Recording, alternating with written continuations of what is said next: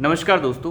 प्रधानमंत्री मोदी अमेरिका से आने के बाद काफ़ी एग्रेसिव नज़र आ रहे हैं, काफ़ी गुस्से में भी नज़र आ रहे हैं। भोपाल में कल उन्होंने अपने कुछ कार्यकर्ताओं को संबोधित किया और संबोधित करने के दौरान उन्होंने कुछ ऐसी ऐसी बातें कही जो काफ़ी ज़्यादा मायने रखती हैं। उन बातों ने भारतीय राजनीति में भूचाल सा ला दिया है। प्रधानमंत्री मोदी ने 4-5 मुद्दों के ऊपर बिल्कुल तरीके से बात की है और ये संदेश दे दिया है कि ये मुद्दे जो हैं छोटे नहीं रहने वाले हैं 2024 के चुनाव में। सीना ठोक के उन्होंने ये कह दिया है कि मैं जनता को ये गारंटी दे रहा हूं कि जो भ्रष्टाचार में लिप्त है उसे बख्शा नहीं जाएगा। और ये गारंटी मोदी ने इस एवज में दी है। जो नेता बाहर ये गारंटी देते हैं कि हम बस में सफ़र फ्री कराएंगे, बिजली फ्री देंगे, तो प्रधानमंत्री मोदी ने कहा कि एक गारंटी मैं भी दे रहा हूं कि जो भ्रष्टाचार में लिप्त होगा उसे जेल के अंदर ठूसूंगा।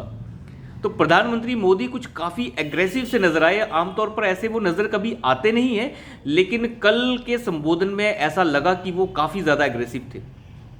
प्रधानमंत्री मोदी ने काफ़ी मुद्दों के ऊपर बात की। पहला मुद्दा उन्होंने जो उठाया वो था 3 तलाक का मुद्दा। उन्होंने कहा कि 3 तलाक जो है कई इस्लामिक देशों में ख़त्म हो चुका है, लेकिन भारत में आज भी ये पनप रहा था।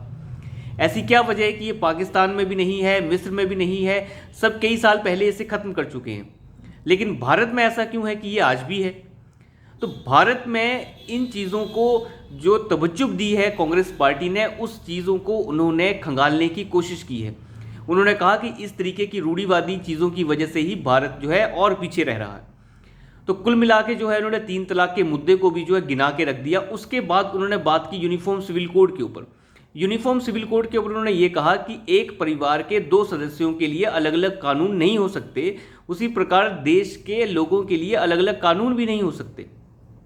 जैसे परिवार में सबको समान रूप से देखा जाता है, वैसे ही देश में भी सबको समान रूप से देखा जाना चाहिए। तो उन्होंने कुल मिला के आप ये कह सकते हैं कि यूसीसी यानी यूनिफॉर्म सिविल कोड समान नागरिक संहिता का मुद्दा भी उठा दिया है।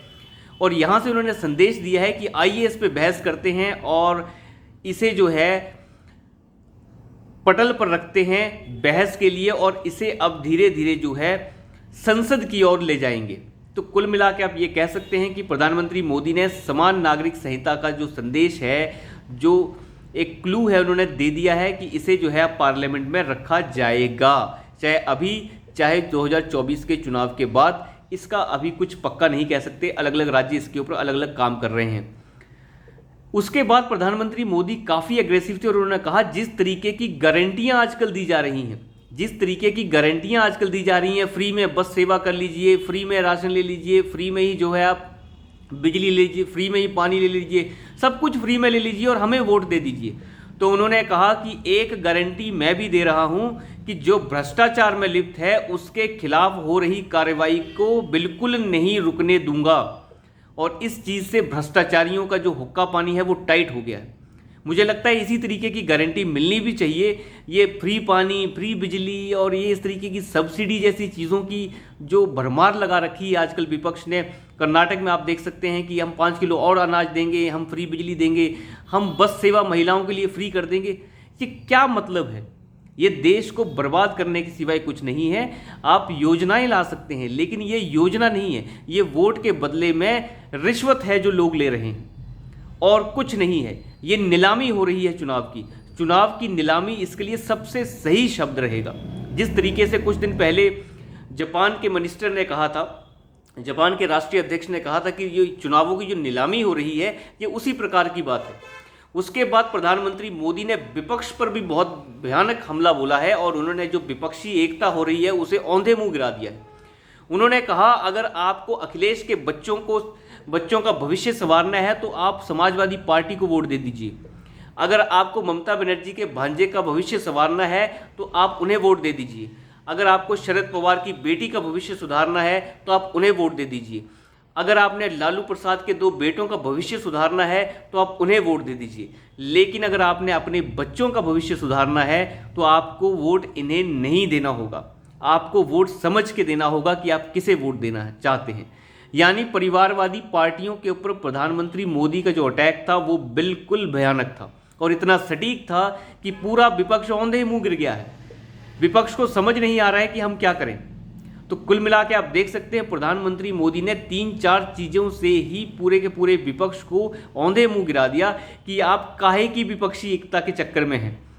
आप लोग परिवार में फंसे हुई पार्टियां हैं जो परिवार से आगे चलकर देख नहीं सकती। आप नॉर्थ इंडिया से शुरू कर लीजिए और साउथ इंडिया तक चली जाइए, उत्तर से दक्षिण, पूर्व से पश्चिम तक हर जगह जो है परिवारवादी पार्टियां भरी पड़ी हैं।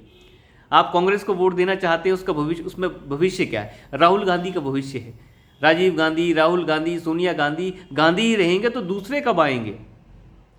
मैं ये एक बहुत बढ़िया मानता हूँ, एक बहुत अच्छी चीज़ जो कांग्रेस में हुई है कि उन्होंने खड़गे साहब को लाया है, और ये मोदी जी की ही देन है कि खड़गे जी को लाया है।